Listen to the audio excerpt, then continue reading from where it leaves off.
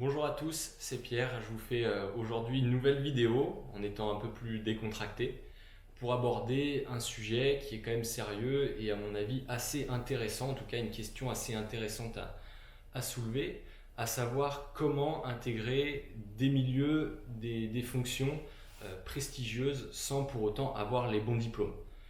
Donc très rapidement, moi je vous parle de ça aujourd'hui parce que j'en suis la preuve vivante. J'ai pas forcément eu les bons diplômes, en tout cas les plus indiqués, pour rentrer bien, en finance de marché sur les métiers de front office, donc ça veut dire les métiers où on négocie directement sur les marchés financiers. Donc c'est un milieu quand même qui est très fermé, très prisé et assez difficile à intégrer, même avec les bons diplômes, et pourtant bien avec des diplômes moindres, en tout cas en deçà des standards qui sont normalement pris dans ces métiers de la finance de marché, j'ai réussi. Donc c'est pour ça qu'aujourd'hui, je me permets de vous en parler. Donc déjà, on va avoir des métiers auxquels les techniques que je vais vous donner ne s'appliquent pas. Par exemple, le métier de médecin ou le métier d'avocat, il va vous falloir des bons diplômes. Là-dessus, on ne pourra pas passer au travers, on ne pourra pas transiger avec ça. Et ça sous-entend qu'il vous faudra passer pas mal d'années à étudier ces domaines spécifiquement. Ensuite, il y a d'autres métiers qui sont aussi plutôt très prestigieux et pour lesquels, là, vous pourrez atteindre ces objectifs de manière un petit peu différente sans forcément avoir donc les bons diplômes. Ok, donc très concrètement, les conseils que je vais pouvoir vous donner et un petit peu les astuces, elles sont au nombre de trois.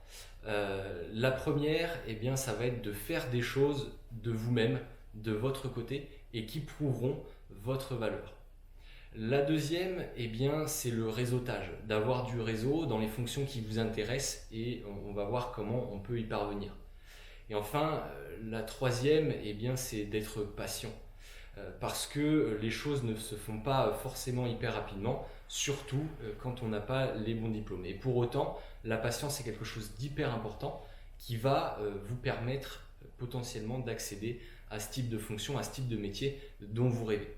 Ok, donc commençons tout de suite avec le premier point, et pour moi c'est vraiment le plus important, c'est de faire des choses de votre côté.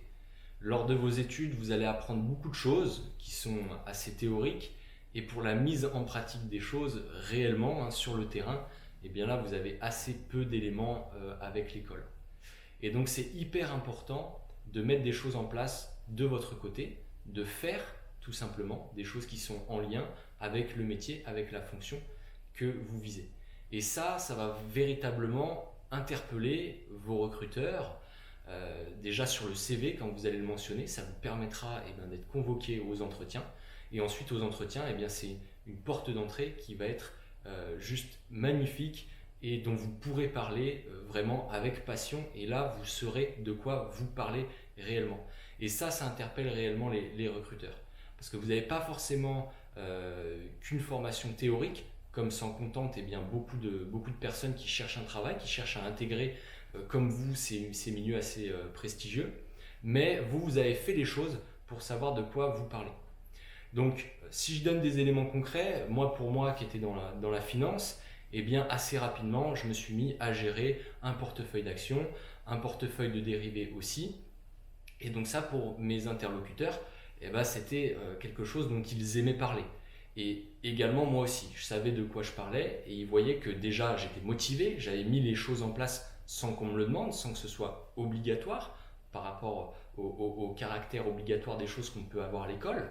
Donc là, je l'ai fait moi-même. Ils voient que je suis passionné par ce que je souhaite faire, que je suis réellement motivé et que pour moi, c'est quelque chose de finalement assez naturel. Et ça m'a permis de gagner évidemment énormément d'expérience et donc de parler de choses que je connaissais peut-être un peu mieux que quelqu'un qui n'a suivi que les cours à l'école et même qui avait un meilleur diplôme que le mien.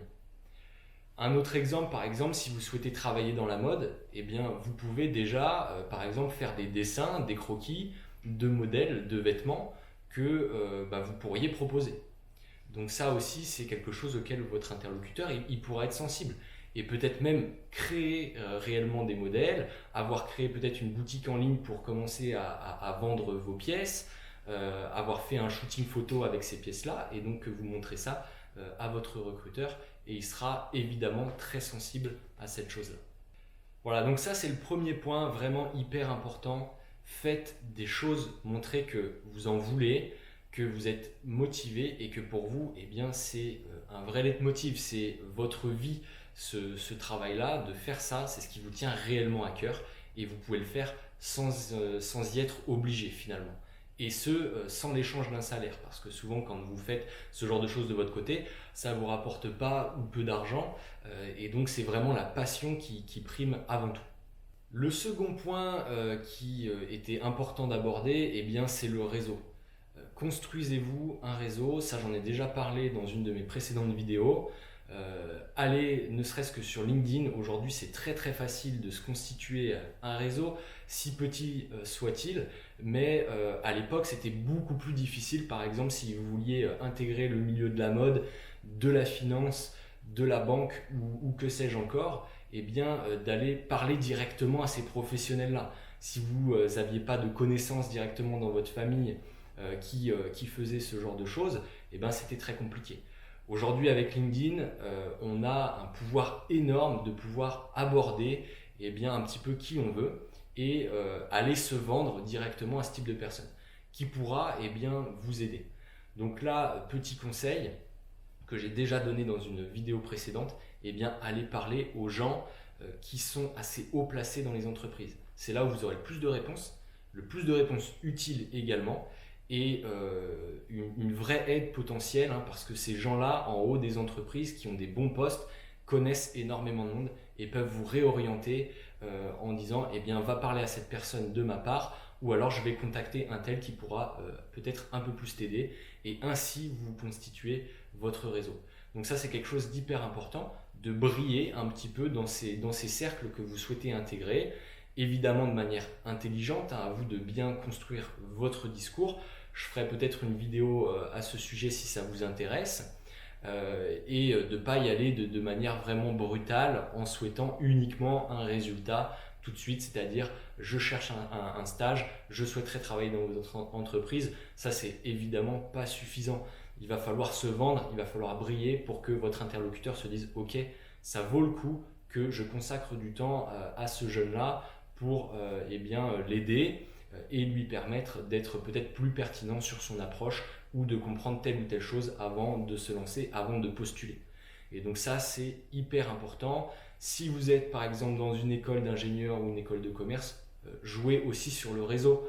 Ça, c'est quelque chose qui est une vraie valeur ajoutée. Le fait d'avoir fait la même école, la même université, eh bien tout de suite ça vous donne un certain capital sympathie tout de suite à votre interlocuteur, et ce sera évidemment plus facile. Donc une fois que vous avez mis en place ces deux points-là qui sont vraiment les deux piliers de la stratégie pour atteindre les secteurs dont vous rêvez sans forcément avoir les bons diplômes, eh bien il reste à ajouter le troisième pilier qui est la patience. La patience à plusieurs titres. Vous faire vos expériences à vous, ça requiert de la patience, de la passion. Ensuite, vous faire un réseau aussi, vous aurez beaucoup de rejets de la part de vos interlocuteurs, soit qui vous diront qu'ils n'ont pas le temps de vous consacrer des échanges, ou alors qui vous répondront même pas. Pour autant, il ne faudra pas vous décourager et user un petit peu de patience pour arriver à vos objectifs. Et enfin, un autre élément qui rentre dans la patience, eh bien, c'est ne visez pas forcément tout de suite les postes dont vous rêvez.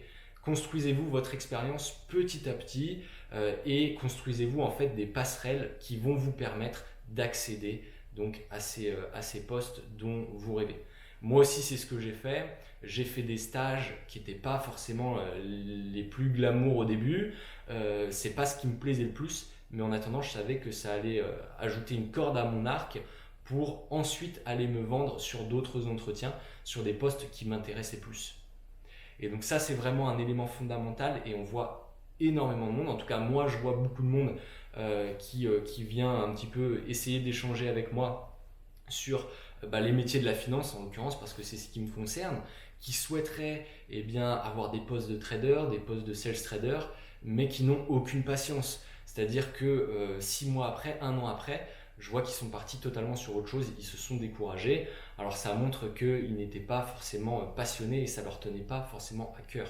Si vos interlocuteurs, notamment par le réseautage, ils voient que vous faites preuve d'une certaine pugnacité, que vous revenez, que vous êtes toujours là, que vous leur lancez, même 1 an après, 2 ans après, vous avez mis des choses en place et que vous le tenez au courant, même si c'est un monologue dans la discussion LinkedIn, c'est pas grave. Dites-lui, voilà, j'ai fait ça, qu'est-ce que tu en penses ou qu'est-ce que vous en pensez? Et à un moment donné, il y a de grandes chances qu'ils vous répondent. Ils disent ok, lui il vaut la peine, il a mis les choses en place, je vois qu'il lâche rien, il va pas me lâcher avec ses questions, et je lui réponds. Je lui donne mon numéro de téléphone, on s'appelle, on voit ensemble, ou je lui réponds directement par email. Moi c'est ce qui m'était arrivé avec un trader d'une grande banque londonienne. Je l'avais harcelé, j'avais tout mis en place pour pouvoir lui parler parce que ça m'intéressait vraiment, et à un moment donné il m'a dit ok, appelle-moi, voilà mon numéro de téléphone et on échange. Et on a parlé plus d'1 heure et au final, cette personne-là, elle m'a fait une lettre de recommandation qui était nécessaire ensuite dans mes inscriptions aux écoles de commerce. Parce que j'ai fait une école de commerce, mais j'ai entrepris toutes ces démarches bien avant. Dès ma première année d'études, j'ai commencé à mettre en place les 3 piliers que je viens de vous mentionner juste avant. Et j'étais vraiment focalisé sur ces objectifs-là. Et c'est ce qui m'a permis, du coup, au final, d'atteindre le poste dont je rêvais, donc à savoir sales trader dans une grande société d'intermédiation financière, une des plus grandes au monde. Et à Paris, en plus, où le secteur est quand même très très fermé et c'est relativement compliqué d'intégrer ce type de poste. Et pourtant, j'ai réussi. Donc, voilà les informations que je pouvais vous donner de manière assez simple, assez rapide, mais qui pour autant ne sont pas suivis par la majorité des gens. Et il va falloir vraiment vous démarquer autrement qu'avec les diplômes, si vous n'avez pas les diplômes un petit peu de rêve pour le type de fonction que vous voulez. Gardez bien à l'esprit que les diplômes, c'est qu'une porte d'entrée. C'est que pour être convoqué à un entretien. Vous avez des gens qui ont des super diplômes et qui passent jamais la barre des entretiens parce qu'on voit qu'ils sont pas bons ou qu'ils sont pas passionnés ou qu'ils font ça un petit peu par défaut et ça passera pas, ou alors même qu'ils arrivent à déjouer un petit peu les entretiens et puis au bout de 6 mois de poste qu'ils sont éliminés parce qu'on voit que finalement ils faisaient pas l'affaire. Donc le diplôme, c'est qu'une porte d'entrée. Là où vous ferez vraiment la différence, c'est sur votre savoir pratique des choses, sur ce que vous êtes capable de faire et d'apporter à l'entreprise dès demain. Et c'est là-dessus qu'il faut vraiment jouer. Donc formez-vous de votre côté par l'apprentissage du faire en fait, de faire les choses. Lâchez rien, vraiment faites preuve de patience et montrez ça à des gens. Faites-vous-en un réseau qui pourra vous aider de manière extrêmement pertinente pour vous orienter au mieux. Déjà, vous apporter des informations dont vous n'avez pas forcément connaissance en étant en dehors de ce secteur-là. Et puis aussi potentiellement qui vous permettront d'intégrer directement les fonctions, pourquoi pas, dont vous rêvez. Ok, donc voilà ce que je pouvais vous dire concernant ce sujet. J'espère que ça vous a plu et je vous dis à très bientôt pour une nouvelle vidéo. Ciao!